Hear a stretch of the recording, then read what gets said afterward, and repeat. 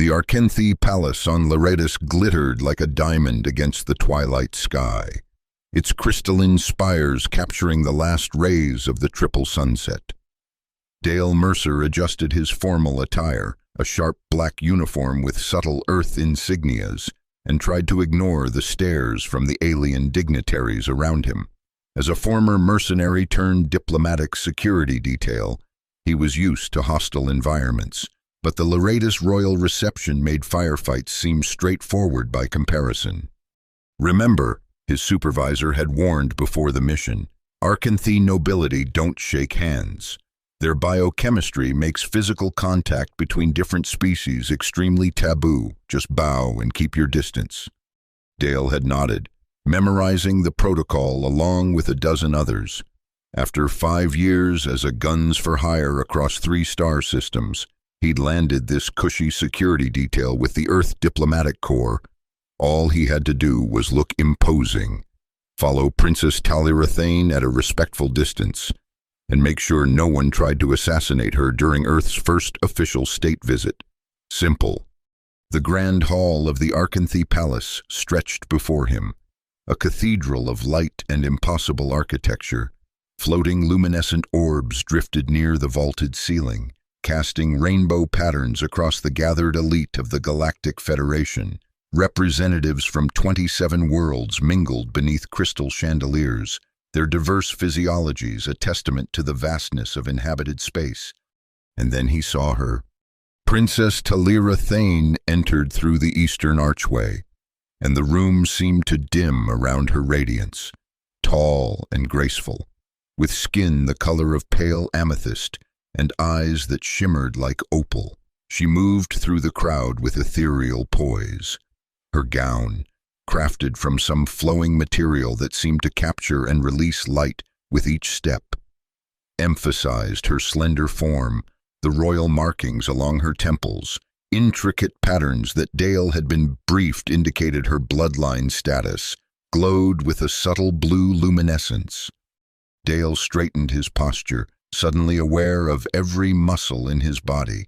His assignment was simple: maintain a 10-foot perimeter, observe for threats, report anything suspicious. He'd protected warlords and crime bosses without breaking a sweat. This was just another job. The princess nodded graciously to various dignitaries, her silver-white hair cascading down her back in elaborate braids interwoven with tiny crystals. Dale kept his distance, professionally scanning the crowd while trying not to stare at his charge. "The Earth delegation approaches," announced a palace official, and the crowd parted to allow the human ambassadors through. What happened next occurred in slow motion in Dale's memory, though it lasted only seconds. A Centaurian diplomat, massive and clumsy with his 4 arms, bumped into Dale from behind. Dale stumbled forward, directly into the path of Princess Talira as she turned. His hand, his bare human hand, brushed against her exposed shoulder. A flash of blue energy crackled at the point of contact. Talira gasped, her opal eyes widening in shock. Dale jerked back as if burned, stammering apologies. But the damage was done. The nearest Arkenthi nobles had already seen, their expressions morphing from surprise to horror to outrage. "Forgive me, Your Highness," Dale managed, bowing deeply, his face burning with embarrassment. "It was an accident." The princess regarded him with an unreadable expression, her hand hovering over the spot where they'd touched. For a moment, something passed between them: confusion, curiosity, perhaps even a flicker of interest. Then her royal composure returned. "No harm done," she said softly, though her voice carried a slight tremor. "Please continue with the ceremony." The moment passed. The reception continued. Dale resumed his position, mortified but professional. The Earth ambassadors presented their credentials. Speeches were made about interplanetary cooperation, and elaborate local delicacies were served on hovering platters. Dale couldn't shake the feeling that he'd just committed a grave diplomatic error, one that might cost him his job. Still, as the evening progressed without further incident, he began to relax slightly. Perhaps the touch had been brief enough to overlook, a minor breach quickly forgotten. He couldn't have been more wrong. Later that night, as the reception wound down, Dale received an urgent summons to the Royal Medical Wing. His security clearance was barely sufficient to gain him entrance, and as he was led through sterile corridors by stone-faced Arkenthi guards, his apprehension grew. They brought him to a private medical chamber where Princess Talira sat on an examination table, still in her formal attire but looking considerably less composed. Beside her stood an older Arkenthi woman whose regal bearing and elaborate head crest marked her as the Dowager Empress Mira Thane. Her expression could have frozen hydrogen. A third Arkenthi, dressed in the white robes of a medical professional, turned as Dale entered. "This is the human?" he asked, his translator conveying the words with clinical precision. "Yes, Dr. Corin Sila," confirmed one of the guards, "the one who made contact with the princess." Dale swallowed hard. "Your Majesty's doctor, I cannot apologize enough for the incident. I assure you it was completely accidental and—" "Silence," commanded the Dowager Empress, her voice like ice. "Do you have any idea what you've done, human?" Before Dale could respond, Dr. Sila approached, holding what appeared to be a holographic medical scan. The princess's medical implant sent an alert approximately 40 minutes after the contact. It detected significant cellular changes occurring at an accelerated rate. The doctor's expression was grave. "Arkenthi royal genetic material is responding to and incorporating elements of this human's DNA." Dale blinked, struggling to process the information. "I'm sorry, what does that mean?" Princess Talira looked up then, her opal eyes meeting his. "It means I'm pregnant," she said quietly. "By you, from a single touch." The world seemed to tilt beneath Dale's feet. That's not possible," he stammered. "We barely touched. For a second, through an accident." "For your species, perhaps it is impossible," said Dr. Sila, "but the Arkenthi royal bloodline carries unique genetic markers. The princess possesses the rare ability to sense and channel spiritual energies, what you might call psychic abilities. This makes her biochemistry reactive, under certain conditions. And apparently," the Dowager Empress added with biting sarcasm, "your particular genetic structure was exactly the right catalyst. Congratulations, human. You've created a diplomatic catastrophe of unprecedented proportions." Dale looked from the Empress to the doctor to the princess, whose composed facade had cracked to reveal vulnerability and confusion beneath. "I don't understand," he said finally. "How can a touch result in pregnancy?" Dr. Sila manipulated the holographic display, expanding it to show cellular structures merging and dividing at an unnatural rate. The royal Arkenthi can exchange genetic material through various means. Typically, this is a carefully controlled process between compatible, approved partners of noble lineage. But sometimes, when an Arkenthi royal encounters genetic material with complementary properties, a spontaneous bonding can occur. "The blue flash," Dale murmured, remembering the crackle of energy where their skin had met. "Indeed," said the doctor, "a visible manifestation of the energy transfer. Quite rare, actually. It indicates an unusually strong compatibility." The Dowager Empress made a sound of disgust. "My daughter, heir to the Arkenthi throne, carrying the offspring of an Earth mercenary. This cannot stand." "Mother," Talira spoke up, her voice stronger now, "it was an accident. No one is at fault." "The noble houses will demand his execution," Mira continued as if her daughter hadn't spoken. "The conservatives will call for genetic purification procedures. The scandal alone could destabilize our position within the Federation." Dale felt cold sweat break out across his forehead. "Execution," he echoed. "Don't be dramatic, Mother," Talira sighed, though her hands trembled slightly. "The noble houses have no authority over diplomatic incidents. This goes beyond diplomacy, Mira snapped. This is about the purity of the royal bloodline, a bloodline that has remained untainted for 17 generations. Dale found his voice. With all due respect, Your Majesty, I had no intention of... I didn't know such a thing was even possible. But if Princess Talira is... if she's carrying my child, I want to take responsibility. All three Arkanthi stared at him as if he'd grown a second head. Responsibility? Echoed the Dowager Empress incredulously. You think this is about paternal responsibility? This is about the future of our dynasty, the political balance of an entire sector of the galaxy. Dr. Sila cleared his throat. There is another matter, he said, his professional tone cutting through the tension. The princess's implant has detected unusual developmental patterns in the embryonic cells. The hybrid nature of the conception appears to be producing genetic expressions never before documented. What kind of expressions? Talira asked, placing a protective hand over her abdomen. The doctor adjusted the holographic display again. The combined genetics seem to be amplifying your natural energy sensing abilities. Your Highness, if this development continues along the current trajectory, the child may possess capabilities far beyond our current understanding. A heavy silence fell over the room as the implications sank in. A genetic anomaly, Mira finally said, her tone calculating now rather than angry. With enhanced abilities, Dale saw something shift in the Dowager Empress's expression, from outrage to shrewd assessment. It made him more nervous than her anger had. For now, Dr. Sila said, I recommend absolute secrecy. If word of this spreads before we understand the full implications... Agreed, said Mira sharply. No one outside this room is to know of this situation until I determine how to proceed. She fixed Dale with a penetrating stare. You will speak of this to no one.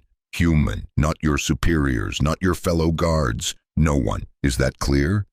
Yes, Your Majesty, Dale replied, still reeling from the revelation. But what happens now to the princess, to the child? That, said the Dowager Empress with a thin smile that didn't reach her eyes, remains to be seen.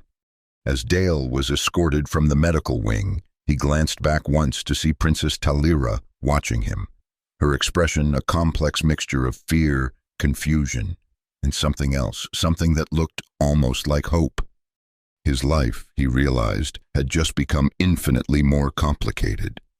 The news broke the next morning. Dale was awakened by the sound of his communication device blaring an emergency alert. Bleary-eyed, he activated the screen to find his supervisor's face, tight with anger. Mercer, what the hell did you do? The man demanded without preamble. Sir?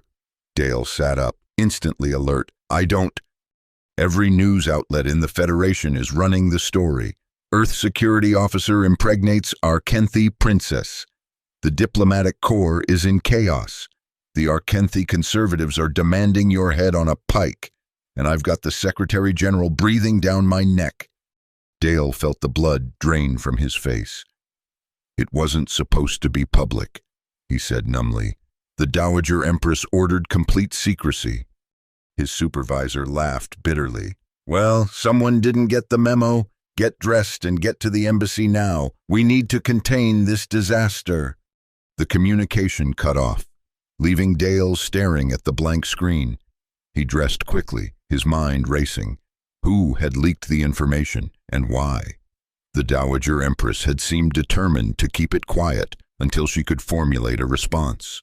Dr. Sila had emphasized the need for secrecy, which left Princess Talira herself. But would she have risked the scandal? The embassy was in chaos when he arrived, with staff rushing in all directions and communication screens displaying news feeds from across the Federation. Dale caught glimpses of his own face beside that of Princess Talira, with sensationalist headlines scrolling beneath. He was immediately ushered into a conference room where the Earth ambassador, a stern woman named Helena Voss, awaited him along with his supervisor and 2 legal advisors. "Mercer," Ambassador Voss began without preamble, "I need to know exactly what happened, and I need to know now." Dale recounted the events of the previous evening as precisely as possible, from the accidental touch to the medical revelations. When he finished, the room was silent. "So it's true," the ambassador said finally. "You actually did impregnate the princess through a momentary physical contact." "That's what their doctor claimed," Dale confirmed. "I still can't quite believe it myself." "Believe it," said one of the legal advisors grimly. "The Arkenthi royal family has well-documented genetic anomalies. There are historical precedents for spontaneous conception through various forms of contact, though usually between compatible noble houses. The political fallout is already severe," the ambassador continued. "The conservative faction of the Arkenthi noble houses is calling for sanctions against Earth. They're claiming you violated their most sacred taboos deliberately, as some kind of power play." "That's ridiculous," Dale protested. "It was an accident, and I was just following orders, doing my job." "Which is exactly the defense we'll present," said the second legal advisor. "You're a security officer who was bumped by another dignitary. You had no knowledge of or intention to trigger a reproductive response. This is a medical anomaly, not a crime." "Meanwhile," the ambassador continued, "the progressive faction of the Arkenthi government is using this incident to push for genetic integration reforms they've been advocating for centuries. They see the pregnancy as a potential evolutionary leap forward." Dale's head was spinning. "So I'm either a criminal or an evolutionary catalyst, depending on who you ask?" "Welcome to interstellar politics, Mercer," his supervisor said dryly. Before anyone could respond further, the door slid open, and an embassy aide hurried in. "Ambassador," she said breathlessly, "we've just received a communication from the royal palace. The Dowager Empress Mira Thane wishes to speak with Officer Mercer, privately." Everyone turned to stare at Dale, who felt a cold knot form in his stomach. "That's unexpected," the ambassador said slowly. "The Dowager is known for her conservative views and her intense protection of royal protocols." "Should I decline?" Dale asked. The ambassador considered for a moment, then shook her head. "No, this could be an opportunity to de-escalate. But be extremely careful. Mercer, record everything. Say nothing that could be construed as Earth taking a position on this matter. You're there to listen, not negotiate." Dale nodded, his mouth suddenly dry. "When does she want to meet?" "Now," said the aide. "Her personal shuttle is already en route to collect you." The Dowager Empress's private dining chamber was designed to intimidate. Floor-to-ceiling windows overlooked the sprawling capital city of Leratis, reinforcing the sense of being suspended high above the ordinary world. The furnishings were ancient and clearly valuable, with subtle force fields protecting rare artifacts displayed on pedestals around the room. Dale was shown in by silent servants who withdrew immediately, leaving him alone with Empress Mira. She sat at the head of a long table laid with an elaborate meal, watching him with calculating eyes. "Officer Mercer," she said, gesturing to the chair at her right hand. "Please, join me." Dale approached cautiously and took the offered seat. "Thank you for the invitation, Your Majesty." "You must be wondering why I've summoned you," Mira said, serving herself from a platter of what appeared to be iridescent fruits. "Especially given the unfortunate publicity surrounding recent events." "I am curious," Dale admitted, leaving his own plate empty for the moment, "particularly since you had ordered the matter kept secret." A flash of anger crossed the Empress's features before her mask of composure returned. "Yes, well, it seems there are elements within the palace who felt the public had a right to know. Rest assured, I am investigating the source of the leak." She took a delicate bite of food, studying Dale as she chewed. "I've reviewed your service record, Officer Mercer," Former military, decorated for valor during the Centauri border conflicts. 5 years as a private security contractor before joining the Earth Diplomatic Corps. No family connections of note, no political affiliations.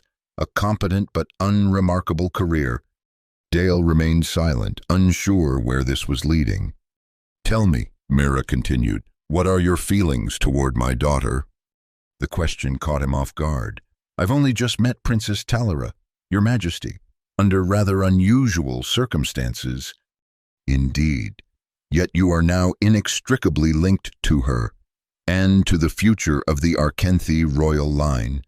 She set down her utensils and fixed him with a penetrating stare. "I'll be direct, Officer Mercer. This situation presents both dangers and opportunities. How we proceed will determine whether your accidental touch becomes a disaster or a new beginning." Dale's diplomatic training kicked in. "I'm listening, Your Majesty." "The child Talira carries represents something unprecedented," Mura said. "Dr. Sila's preliminary analysis suggests that the combination of your Earth genetics with Talira's royal Arkenthi bloodline has created a unique potential. The embryo shows signs of enhanced energy sensitivity, far beyond anything our scientists have documented before." "I don't understand what that means," Dale said carefully. "It means," Mura explained, leaning forward, "that this child could potentially unlock new forms of energy manipulation, abilities that could revolutionize everything from interstellar travel to medicine to defense systems." A predatory smile spread across her face. "It means power, Officer Mercer, the kind of power that reshapes galaxies." Dale felt a chill run down his spine. "And what does this have to do with me, beyond the obvious biological connection?" "I have a proposition for you," said the Empress. "One that could secure your future, protect my daughter, and advance the interests of both our worlds." She paused, letting the words hang in the air. "Marry Talira, become her consort, legitimize this child as a true heir to the Arkenthi throne." Dale stared at her, momentarily speechless. "Marry? You want me to marry the princess? But we don't even know each other, and surely there are protocols, traditions." "Traditions can be adapted when necessity demands it." Mura cut him off. "As for knowing each other, many royal marriages throughout history have begun with less. You will have a lifetime to become acquainted." "And if I refuse?" Dale asked, though he suspected he knew the answer. The Empress's expression hardened. "Then I cannot guarantee your safety, or Talira's, or that of the child she carries. The conservative houses are already calling for genetic purification, a procedure that would terminate the pregnancy and sterilize both participants to prevent future contamination. My influence can only shield you if you are formally incorporated into the royal family." Dale felt anger rising within him. "So it's blackmail, marry the princess or face execution and watch her be forcibly sterilized." "I prefer to think of it as pragmatism," Mura replied smoothly. "You have nothing to lose and everything to gain. Wealth, status, protection, and a child of your own blood who may one day change the course of galactic history." "And what does Princess Talira think of this arrangement?" Dale asked. "Or doesn't her opinion matter?" Something flashed in the Empress's eyes, irritation, perhaps, or respect for his directness. "My daughter understands her responsibilities to our dynasty and our people. She will do what is necessary." "That's not an answer," Dale pressed. "It's the only answer you require at present," Mura said coldly. "Consider my offer carefully, Officer Mercer. You have until tomorrow's sunset to decide. After that, events will take their own course, and I may no longer be able to influence the outcome." She raised a hand, and servants materialized to escort Dale out. As he was led from the dining chamber, he realized he had been effectively dismissed, and that the Empress had not once asked what he wanted or how he felt about becoming a father under such bizarre circumstances. But something else troubled him even more throughout the entire conversation. Mira had spoken of power, politics, and pragmatism. Not once had she mentioned her daughter's happiness or well-being.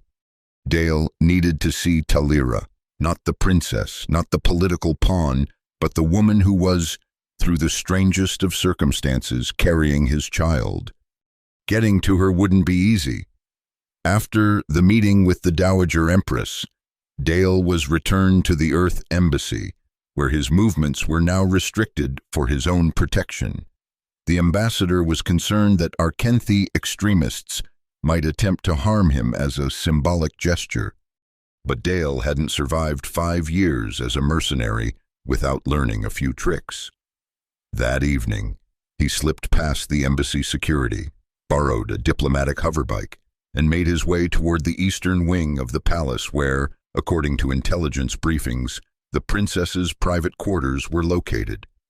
The palace gardens provided sufficient cover for his approach.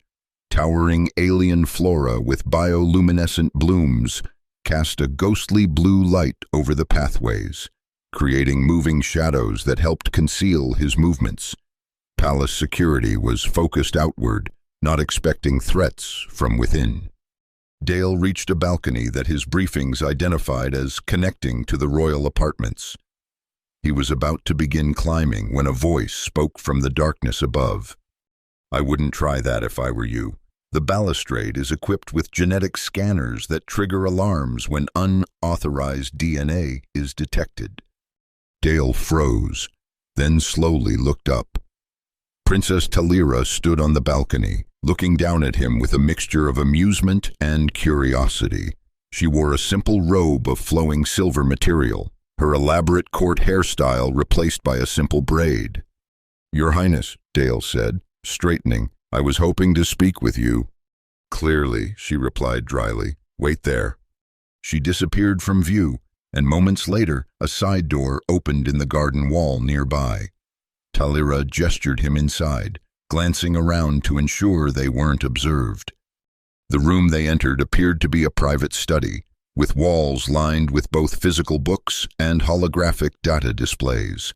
A large desk dominated one side, while comfortable seating was arranged near windows overlooking the capital city. "You're either very brave or very foolish," Talira said, closing the door behind them. "If you'd been caught sneaking into the royal quarters, diplomatic immunity might not have saved you."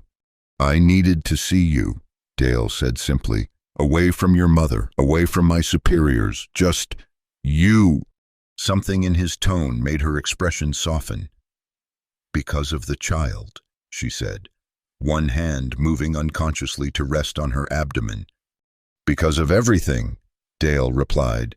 "Because one moment of accidental contact has thrown us into the center of a political firestorm, because your mother is pressuring me to marry you, because somewhere in all the diplomatic chaos and genetic anomalies and power plays, there are 2 actual people whose lives have been turned upside down." Talira studied him for a long moment, then gestured toward the seating area. "Please," she said, "let's talk like those 2 people." Then they sat across from each other, the princess graceful despite the emotional strain evident in her eyes.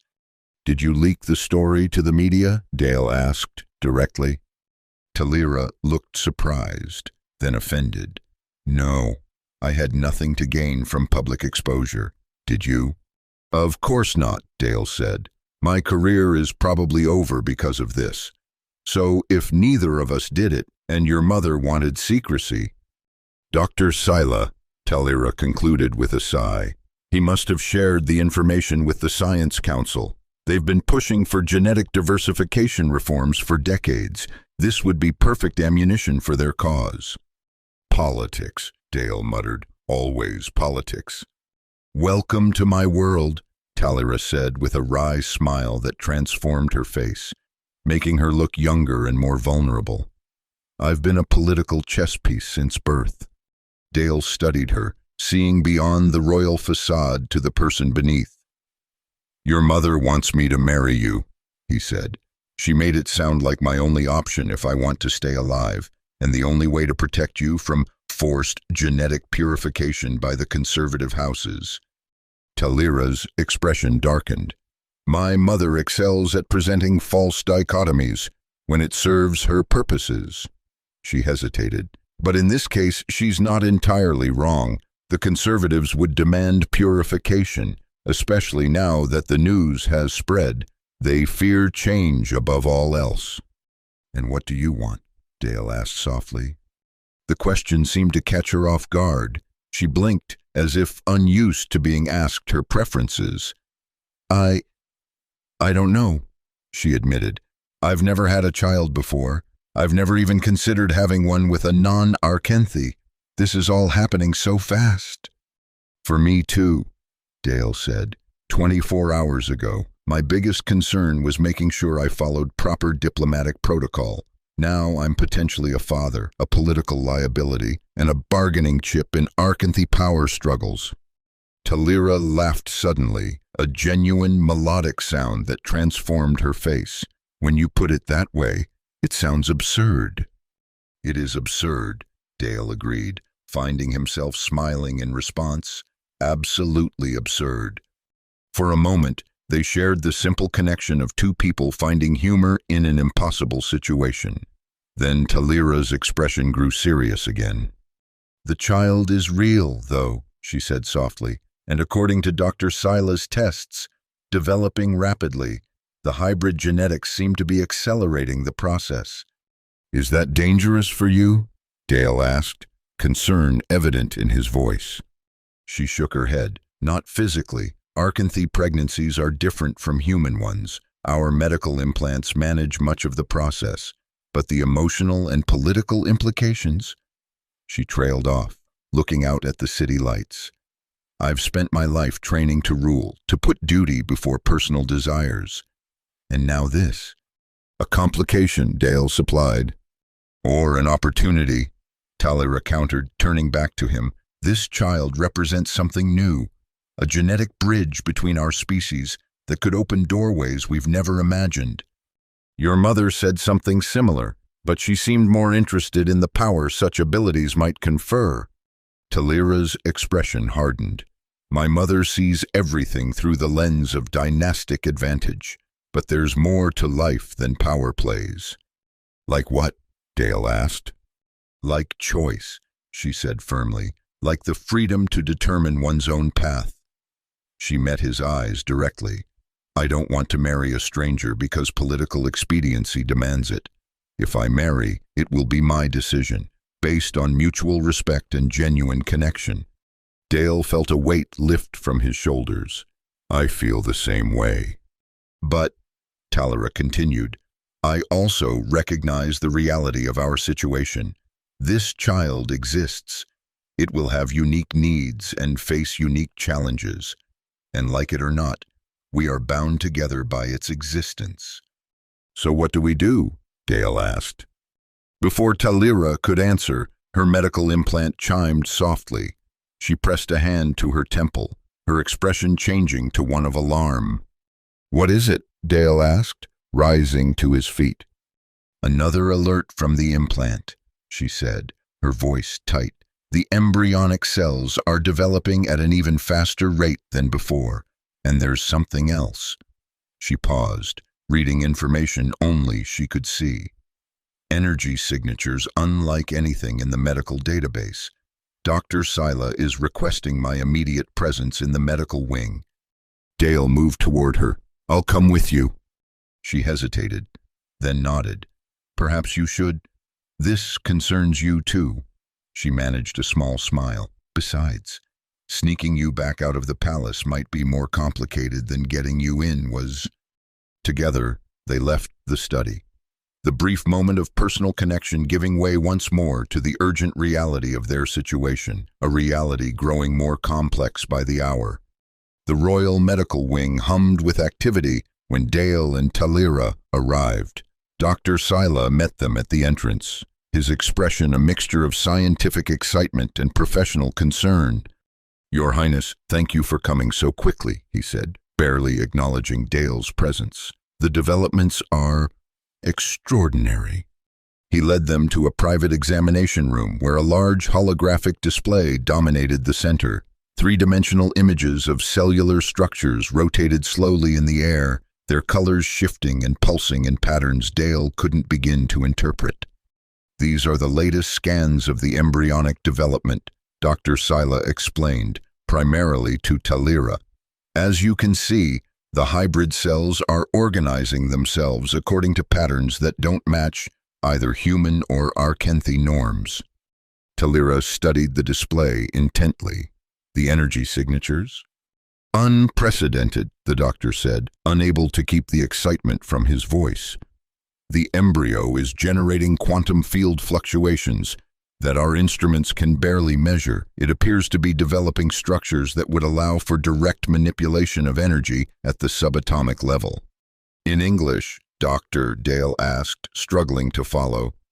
Dr. Sila glanced at him as if just remembering he was there. "In simple terms, Officer Mercer, your offspring may be developing the ability to manipulate energy and matter in ways neither of our species can achieve. The Arkenthi sensitivity to spiritual energies, combined with certain aspects of human neurological structure, seems to have created a synergistic effect." "Is the child healthy?" Dale asked, focusing on what seemed to him the most important question. "Remarkably so," Dr. Sila confirmed. "All developmental markers indicate optimal health. It's simply evolving along an unexpected path." The door slid open, and Dowager Empress Mira swept in, her formal robes rustling as she moved. She stopped short at the sight of Dale. "What is he doing here?" she demanded. "I invited him, Mother," Talira said firmly. "As the father, he has a right to be involved in these discussions." Mira's eyes narrowed, but she didn't argue the point. Instead, she turned to Dr. Sila. "I received your alert. Explain the significance of these new developments." As the doctor repeated his findings, Dale watched the Empress's expression shift from skepticism to calculation to something approaching awe. By the time Dr. Sila finished, Mira was staring at the holographic display with naked ambition in her eyes. "Do you understand what this means?" she asked no one in particular. "A child with the ability to manipulate quantum fields could revolutionize everything from energy production to weapons development. The house that controls such power would dominate Federation politics for generations." "The child is not a weapon or a power source," Talira said sharply. "It's a living being." "A living being with extraordinary potential," Mira countered. "Potential that must be protected and nurtured and controlled." She turned to Dale. "Have you considered my proposal, Officer Mercer?" Dale glanced at Talira, who gave him an almost imperceptible nod. "I have," he said, "and I must respectfully decline. I won't enter into a marriage of political convenience, even to save my own life." Rather than the outrage he expected, Mira merely smiled. "Noble sentiments, impractical, but noble." She turned to her daughter. "And you, Talira? Are you also prepared to reject the security of a formal union, to raise a child of unprecedented abilities as an unwed mother, facing the scorn of the conservative houses?" "I'm prepared to make my own choices, Mother," Talira replied evenly, "including how and with whom I raise my child." Mira's smile didn't falter. "As you wish. But remember, choices have consequences." She turned back to Dr. Sila. "I want hourly updates on the embryo's development and increased security on this wing. No one enters or leaves without my direct authorization." With that, she swept out as dramatically as she had entered, leaving a tense silence in her wake. "She took that too well," Dale murmured. Talira nodded grimly. "My mother never accepts defeat gracefully. She's planning something." Dr. Sila cleared his throat. "Your Highness, there is one more matter. The Noble Council has requested an emergency session tomorrow morning. Your presence, and that of Officer Mercer, has been specifically requested." "The Noble Council?" Talira looked surprised. They rarely convene for anything less than sector-wide crises. I believe the agenda concerns the unprecedented nature of your condition, Dr. Sela said delicately, and its implications for the future of the Arkenthi bloodline. Dale felt a cold knot form in his stomach. A trial, he said flatly. They're putting us on trial.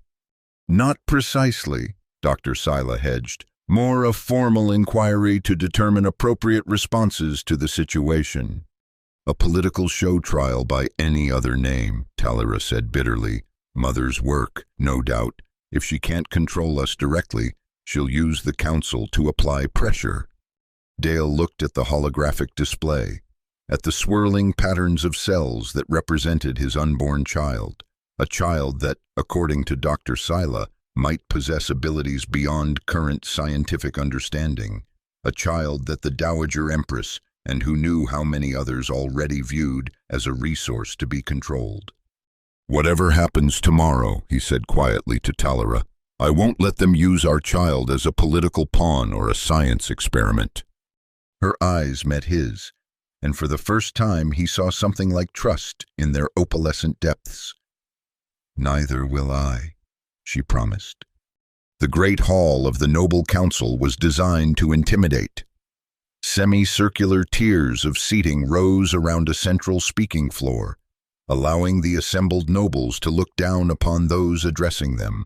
Ancient banners bearing the crests of founding houses hung from the vaulted ceiling, and the walls were lined with statues of past rulers, their stone eyes seeming to judge all who entered. Dale and Talira stood side by side on the speaking floor, facing nearly 300 members of Arkenthi nobility. The Earth Ambassador and a small delegation stood to one side, while Dowager Empress Mira occupied a prominent position in the front row of the assembly, her expression unreadable. The council elder, a wizened Arkenthi with elaborate facial markings denoting centuries of life, called the session to order with a strike of his ceremonial staff against the floor.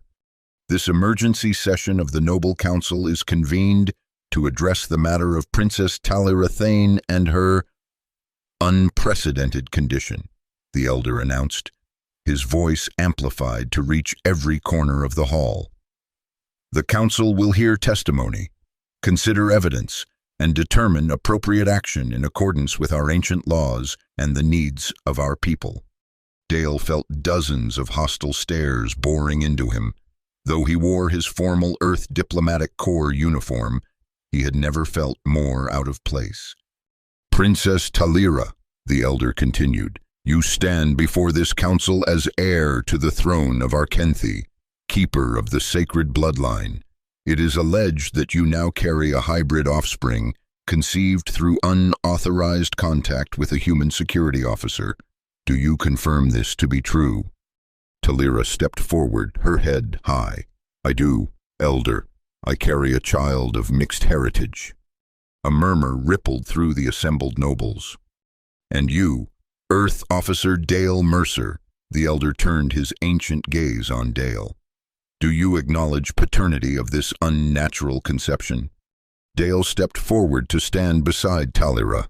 I acknowledge that I am the father of Princess Talira's child, he said firmly, though I reject your characterization of the conception as unnatural.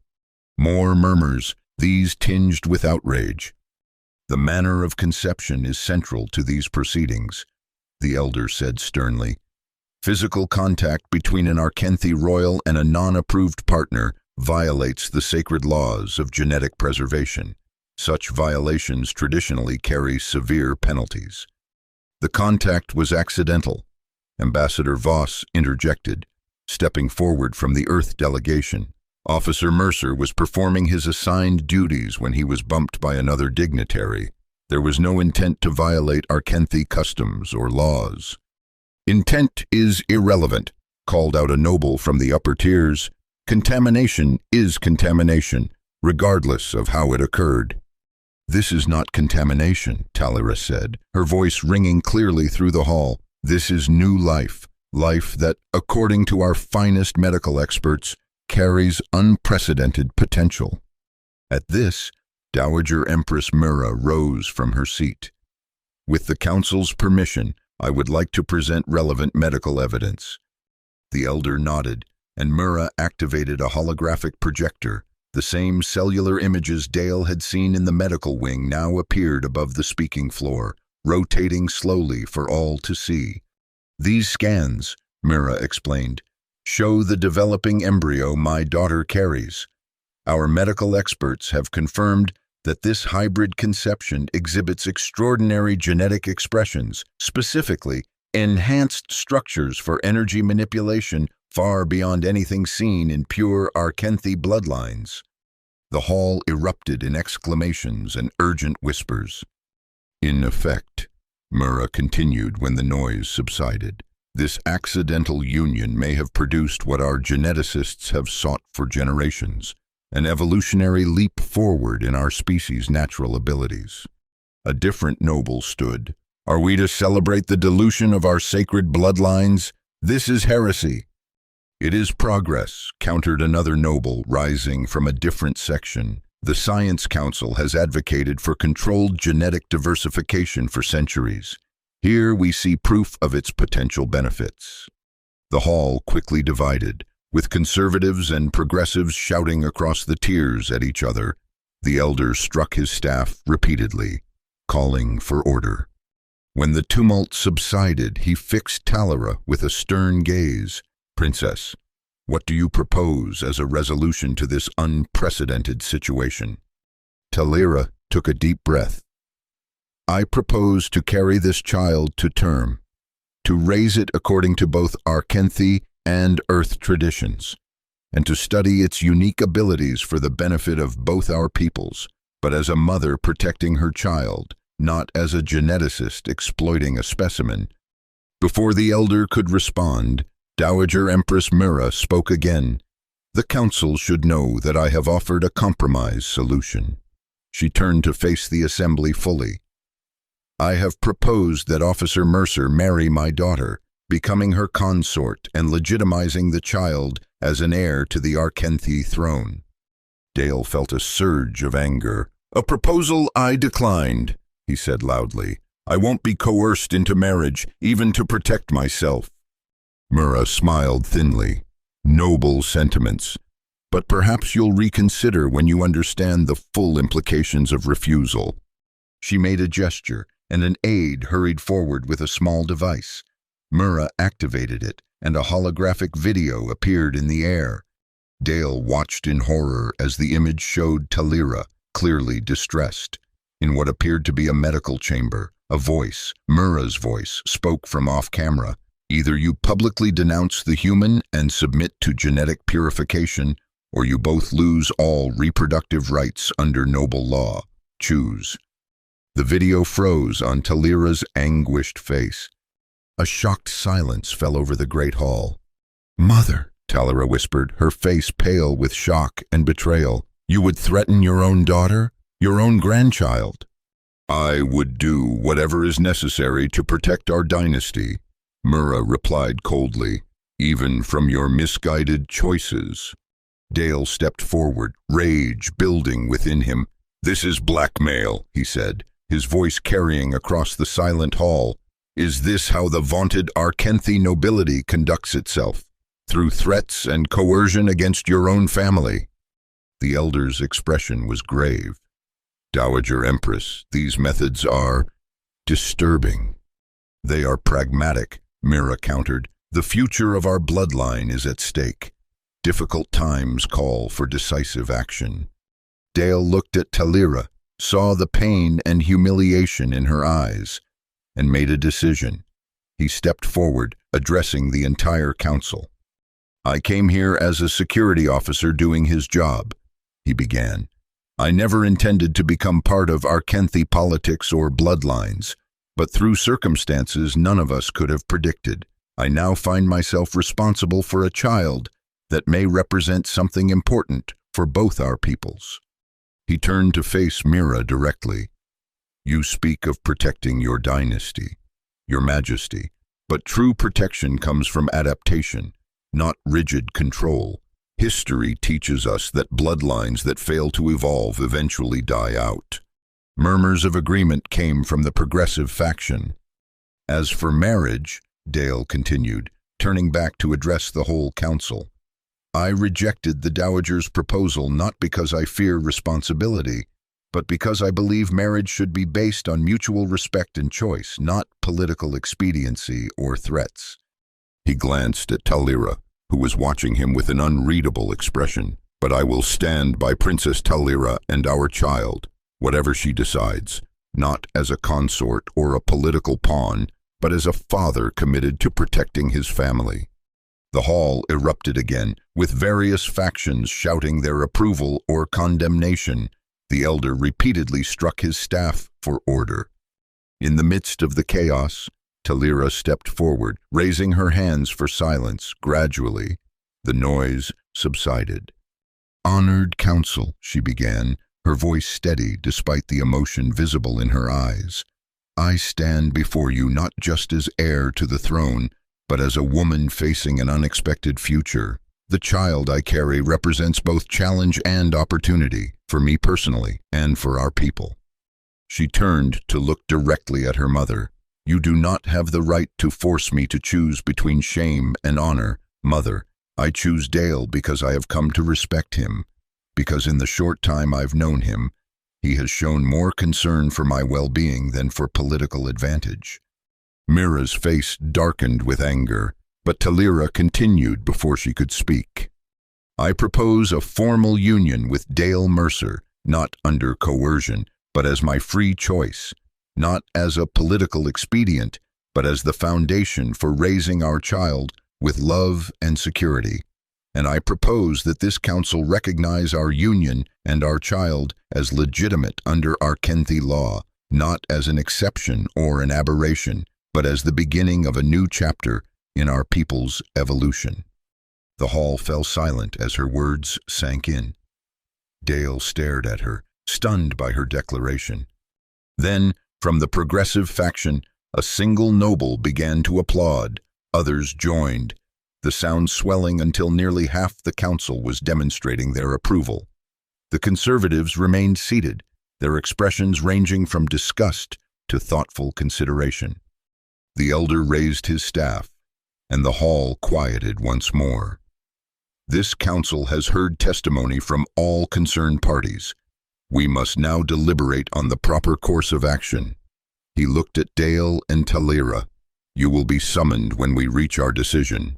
As they were escorted from the great hall, Dale managed to whisper to Talira, Did you mean what you said in there about choosing me?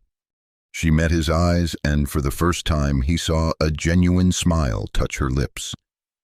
I meant every word, she said softly, though I admit it wasn't how I imagined proposing marriage. Despite everything, the stress, the politics, the uncertain future, Dale found himself laughing. After a moment, Talira joined him, the sound of their shared mirth echoing through the ancient corridors of the palace. The deliberations of the noble council lasted through the night and into the following day. Dale and Talira were kept in a comfortable but secure waiting chamber, provided with food and basic amenities, but no information about the proceedings.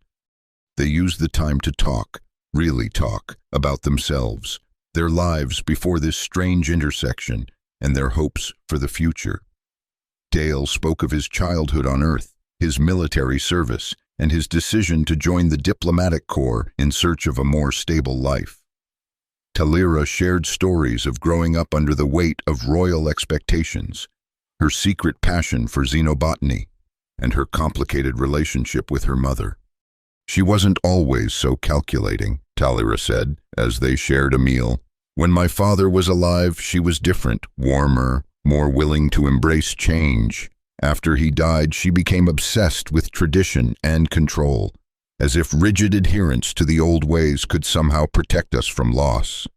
That doesn't excuse threatening you, Dale pointed out. No, Talira agreed. It doesn't, but it helps me understand her fears. She placed a hand over her abdomen, and now I find myself facing motherhood, wondering what kind of parent I'll be, What mistakes I might make despite my best intentions. Dale reached across the table, hesitating before gently touching her hand. No blue energy flashed this time. That particular reaction, Dr. Sila had explained, was specific to the initial genetic exchange. You won't be facing it alone, Dale said. I meant what I said in the council chamber. Whatever happens, I'll be there for you and the child. Talira turned her hand to clasp his.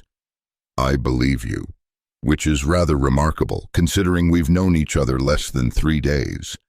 Sometimes life doesn't follow the expected timeline, Dale said with a smile. Their conversation was interrupted by the arrival of a palace official. The council has reached its decision, he announced formally. Your presence is required in the Great Hall immediately. The Great Hall seemed even more imposing than before. With the full council assembled and the gallery filled with additional observers, representatives from other Federation worlds, scientists, journalists permitted to record the proceedings from a distance. Dale and Talira once again took their places on the speaking floor. Dowager Empress Mira sat in her privileged position, her expression carefully neutral. The elder rose, leaning on his ceremonial staff. After extensive deliberation, the Noble Council has reached a decision regarding the matter of Princess Talira Thane and Earth Officer Dale Mercer. The hall fell silent. Every being present focused on the elder's next words. By a margin of 7 votes, the council has determined that the union between Princess Talira and Officer Mercer shall be recognized as legitimate under Arkenthi law, provided it is formalized according to both Arkenthi and Earth traditions. A mixture of reactions swept through the hall, approval from some quarters, disapproval from others. Furthermore, the elder continued, the child of this union shall be recognized as a legitimate heir to the Arkenthi throne, with all rights and privileges thereto. However, given the unprecedented nature of its genetic heritage, the child shall be subject to regular medical monitoring by a joint Arkenthi Earth Medical Commission, with all findings to be shared equally between our peoples. Dale felt relief wash over him. The council had essentially endorsed Talira's proposal, with some additional oversight that seemed reasonable given the circumstances. There is one additional condition, the elder said, his ancient eyes fixing on Dale. Officer Mercer must formally resign his position with the Earth Diplomatic Corps and accept the status of Arkenthi Royal Consort, with all the responsibilities and restrictions that entails. Dale glanced at Ambassador Voss, who gave him a small nod. They had discussed this possibility during the waiting period. His position as a security officer was already compromised beyond repair, and the Earth government was privately relieved to have an excuse to extract itself from the diplomatic tangle. I accept the condition, Dale said clearly. The elder nodded. Then it is settled. The ceremony of union will take place 3 days hence, following the traditions of both worlds. He struck his staff against the floor with finality. This council is adjourned. As the assembly began to disperse, Dale noticed Dowager Empress Mira approaching. Her face revealed nothing of her thoughts. It seems you have won, Officer Mercer, she said quietly. The council has given you everything you wanted. This wasn't about winning or losing, Your Majesty, Dale replied. It was about finding the right path forward for everyone concerned, especially your grandchild. Something shifted in Mira's expression, not quite softening, but perhaps a glimpse of respect. You navigate politics better than one might expect from a security officer. I've had practice dealing with difficult personalities, Dale said with a hint of a smile. It comes with the job. Mira turned to her daughter. You've chosen an interesting path, Talira. I hope you don't come to regret it. I won't, Mother, Talira said firmly, but I hope someday you'll see this not as a defeat, but as an opportunity for all of us. Mira studied her daughter for a long moment, then nodded once before turning away, her royal robes swirling around her as she departed. Was that acceptance? Dale asked quietly. Talira shook her head. Not yet. but it's a beginning. The wedding ceremony was unlike anything in the recorded history of either Earth or Arkenthi. Held in the Grand Cathedral of Leratis, it combined elements of Arkenthi royal tradition with Earth customs, creating a hybrid ritual that symbolized the union not just of two people, but of two worlds. Dale wore a formal Arkenthi consort's attire, crafted from shimmering materials that complemented his human coloring while honoring local traditions. Talira was resplendent in royal robes that had been modified to acknowledge her pregnancy, no longer a secret, but a celebrated aspect of the occasion.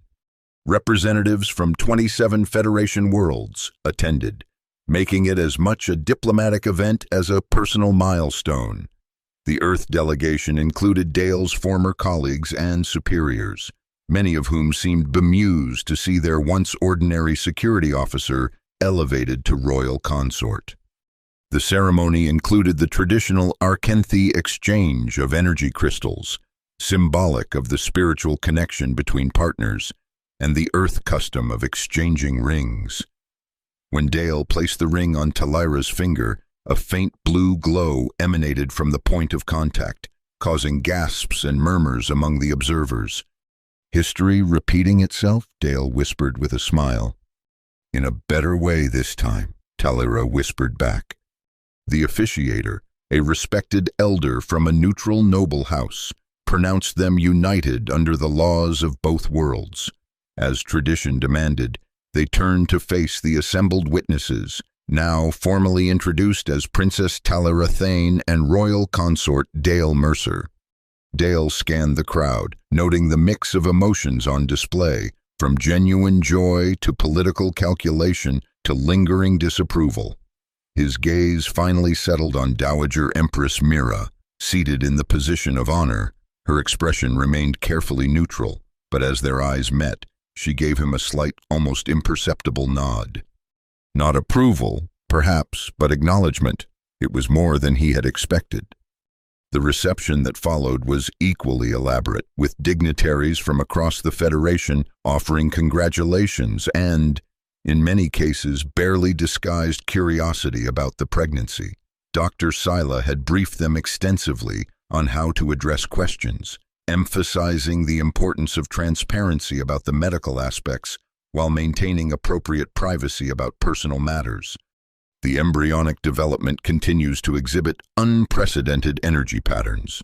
Dr. Sila explained to a group of scientists from the Federation Science Council, "Our working hypothesis is that the combined genetics have created neural structures capable of direct quantum field manipulation."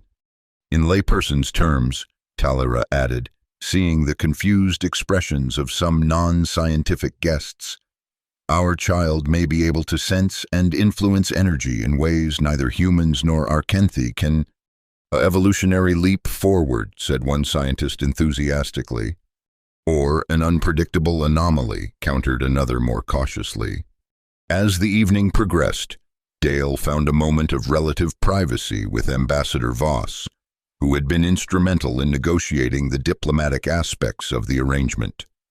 "How does it feel to be the first human royal consort in Arkenthi history?" she asked with a wry smile. "Surreal," Dale admitted. 3 weeks ago, I was worried about proper diplomatic protocols for door placement. Now I'm married to a princess and expecting a child with potentially universe-altering abilities. "Life comes at you fast in the diplomatic corps," Voss said dryly. "Though this sets a new record for unexpected outcomes." She grew more serious. "Are you really all right with all this? Mercer, the restrictions on your movement, the constant scrutiny, the political pressures." Dale glanced across the room, where Talira was engaged in conversation with representatives from one of the outer colonies. She caught his eye and smiled. A real smile, not the practiced royal expression she showed to others. "I'm more than all right with it," he said honestly. "I've found something I didn't know I was looking for." Later, as the reception was winding down, Dale noticed Dowager Empress Mira standing alone on a balcony overlooking the capital city. After a moment's hesitation, he joined her. "Your Majesty," he said, maintaining the formal address despite their new familial connection. "Consort Mercer," she replied with equal formality. They stood in silence for a moment, watching the lights of the city below. "You handled yourself well today," Mira said finally. "The nobles were impressed by your adherence to tradition." "I had good teachers," Dale said, "and strong motivation to get it right." Mira turned to face him directly. "Let us speak plainly. Since we are now family, you were not what I wanted for my daughter. You are still not what I would have chosen, but I have lived long enough to recognize when the universe moves in directions beyond my control." "That sounds almost like acceptance," Dale observed. "It is pragmatism," Mira corrected. "The child Talira carries represents something significant, potentially the next stage in Arkenthi evolution. My personal feelings are irrelevant compared to that reality." "And your feelings toward your daughter," Dale asked boldly, "are those also irrelevant?" Mira's expression flickered with something like surprise. "You presume much, consort." "I'm concerned about my wife," Dale said simply, "and about our child growing up in an environment of family tension." For a long moment, Mira simply stared at him. Then, unexpectedly, she laughed, a short, sharp sound, but genuine nonetheless. "You are either very brave or very foolish," she said, echoing Talira's words from days earlier. "Perhaps both." She looked back out at the city. "I love my daughter, Consort Mercer. Everything I have done, however questionable, has been to secure her future and the future of our lineage." "There are different ways to show love," Dale said carefully, "and different paths to security." "Indeed," Mira acknowledged, "and perhaps I have been inflexible in my approach." She straightened her shoulders. "I make no promises about becoming the warm, doting grandmother of human fairy tales. But for Talira's sake, and for the sake of the child, I will adapt."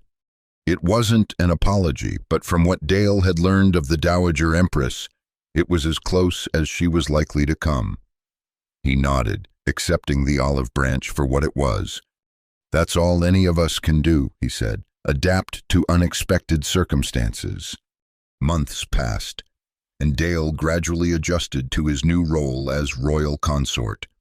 The position came with extensive responsibilities: diplomatic functions, cultural studies, security briefings on potential threats to the royal family, but also with unprecedented access to Arkenthi society and traditions. He found himself fascinated by the ancient civilization, with its complex blend of advanced technology and mystical practices. Talira's pregnancy progressed rapidly, the hybrid genetics accelerating development beyond normal timelines for either species. Dr. Sila and a team of specialists monitored the process daily, documenting the unprecedented energy patterns that grew stronger as the child developed. "The quantum field interactions are becoming more structured," Dr. Sila explained during one examination, showing them holographic representations of the child's developing neural pathways. "It appears the fetus is already beginning to organize energy in specific patterns." "Is that normal?" Dale asked, still struggling to understand the implications. "There is no normal for this situation," Dr. Sila reminded him. "We are in uncharted territory, but everything we observe suggests healthy development, just along a unique pathway." As the pregnancy reached its final stages, interest from across the Federation intensified. Scientific delegations requested permission to observe the birth. Political representatives sought preferential relationships with what some were already calling the next evolutionary step. Dowager Empress Mira, true to her word, used her considerable influence to shield Talira and Dale from the worst of the pressure, while strategically allowing enough information to maintain Arkenthi's central position in Federation politics. When the time came, the birth itself was remarkably straightforward. Arkenthi medical technology ensuring a safe, nearly painless process. The child, a daughter, entered the world quietly, her eyes already open and alert, their color a striking blend of human brown and Arkenthi opalescence. "She's perfect," Talira whispered, cradling the infant in her arms. Dale sat beside them on the medical bed, overwhelmed by emotions he couldn't begin to name. "Have you decided on a name?" Dr. Sila asked, running final scans on the newborn. Talira and Dale exchanged a look. They had discussed this at length, wanting to honor both traditions while acknowledging the unique nature of their child. "Lyra," Talira said finally, "after the constellation visible from both our worlds." "Lyra Thane Mercer," Dale added, gently touching his daughter's tiny hand. Where their skin met, a faint blue glow emanated, softer than the energy that had flashed when he first touched Talira, but unmistakable. "The energy signature is stable," Dr. Sila confirmed, studying his instruments, "and remarkably controlled for a newborn. It seems she already possesses some instinctive ability to manage her unique capabilities." The door to the medical chamber opened, and to everyone's surprise, Dowager Empress Mura entered alone, without her usual entourage. She approached the bed slowly, her eyes fixed on the child. "The noble houses are already clamoring to see her," she said, her voice softer than Dale had ever heard it. "The Federation Council has sent formal congratulations and requests for updates on her development." "They can wait," Talira said firmly. "This time is for family." Mura looked at her daughter, then at Dale, and finally back to the infant. "May I hold her?" she asked, a note of uncertainty in her voice that seemed utterly foreign to her character.